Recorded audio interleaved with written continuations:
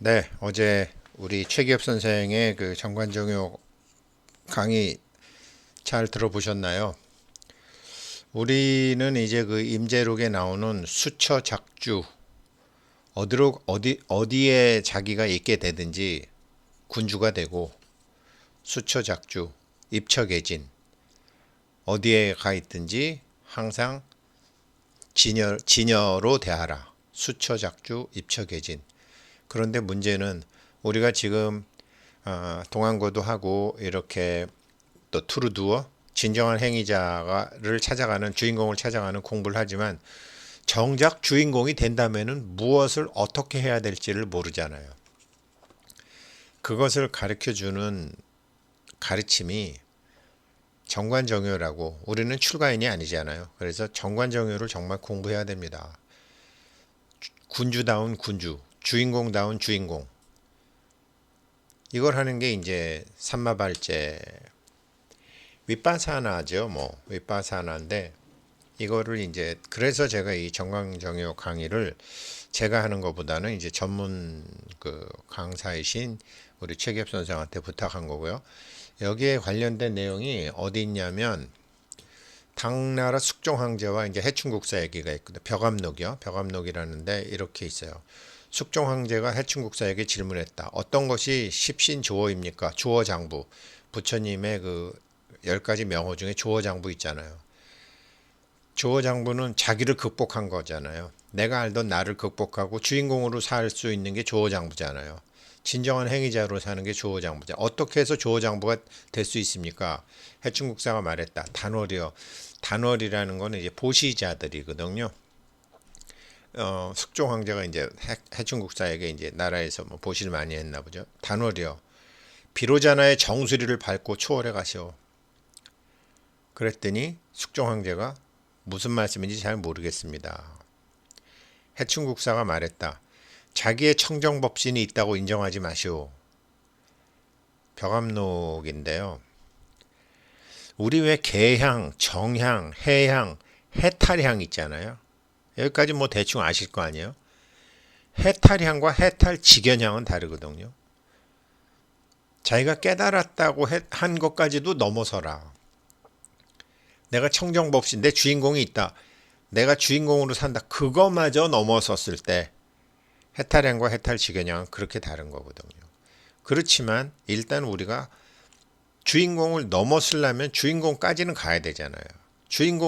주인공을 찾고 진정한 행위자를 찾고 성품을 찾아서 성품 넘어서 어떻게 할 거냐. 그거를 이제 저도 고민을 했는데 그것이 가장 좋았던 것이 가장 좋은 가르침이 바로 정관정요라고 생각했기 때문에 이걸 최기엽 선생한테 부탁한 것입니다. 한번 들어보시죠. 자, 이제 하나의 사례를 보면서 어떤 것들을 우리가 추출했고 저는 이렇게 추출했지만 여러분들은 어떤 것들을 또 뽑아낼 수 있는지 생각해 보시면서 하나하나 적용해 가셨으면 좋겠습니다. 자, 첫 번째, 현명한 군주와 어리석은 군주의 이야기입니다. 자, 당태종이 무엇을 기준으로 현명한 군주라 하고 어리석은 군주라 하오 라고 물어봤더니 위징이라는 학자가 이렇게 대답을 했습니다. 군주가 영명한 까닭은 널리 듣기 때문이고 군주가 어리석은 까닭은 편협하게 어떤 한 부분만 믿기 때문입니다. 라고 대답을 하면서 어떤 예시를 들었느냐. 옛날 요임금과 순임금이 다스릴 때 시야를 넓혀 민간의 소리를 들었습니다. 하지만 이렇기에 분명하지 않은 것이 없었습니다. 그러나 어떻게? 진이세 진시황의 차남인 사람은 조고의 말만 들었습니다. 그 결과 반란군이 수도로 쳐들어올 때까지 끝내 눈치채지 못했습니다. 이렇게 답을 했습니다. 자, 여기서 당태종이 누구인지 위징이 누구인지 조고가 누구인지는 설명하지는 않겠습니다. 왜냐하면 우리는 이 사람들이 중요한 것이 아니라 이 사람들의 말을 통해서 우리의 삶에 어떻게 적용할 것인가가 더 중요하기 때문에 그런 얘기들을 짧고 간단하고 빠르게 하고자 합니다. 자, 현명한 군주는 어떻게 종합적으로 들었다라고 했습니다. 그렇지만 어리석은 군주는 편협하게 한 사람만 믿었다라고 했습니다.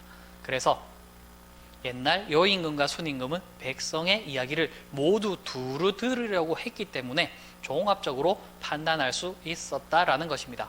여기서 우리가 알 수 있는 것은 어떻게 상황을 종합적으로 이해하기 위해서는 종합적으로 여러 사람의 의견을 다 들어봐야 한다라는 것을 우리가 알 수가 있습니다.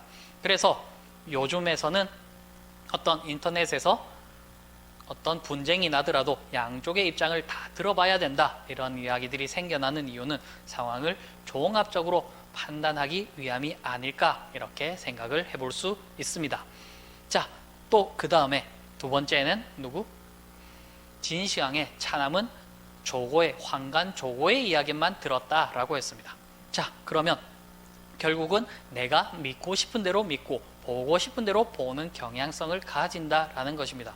자, 우리는 대부분 이런 경향성을 어느 정도는 띄고 태어납니다. 왜 그러냐면 우리가 시야가 360도로 다 트여 있는 것이 아니기 때문에 한쪽 방향만 보기 때문에 한쪽으로 생각하는 경향성이 있다라는 것입니다.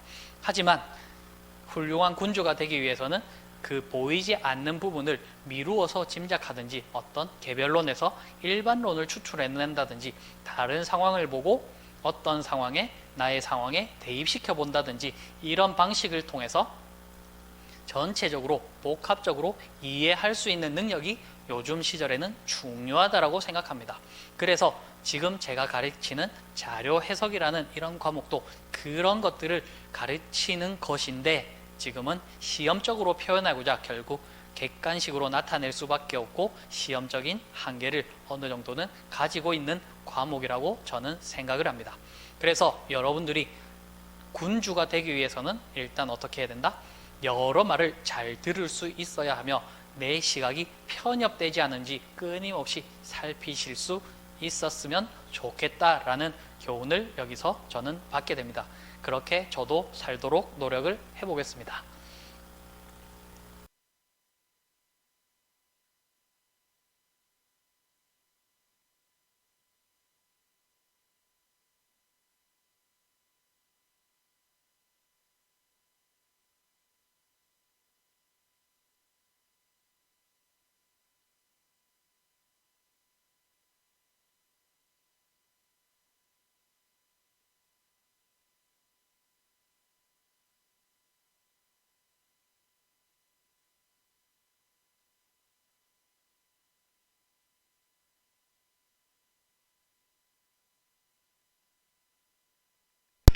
네, 오늘은 여기까지 짧게 수초작주 입척해진 정관정의 공부했습니다. 고맙습니다.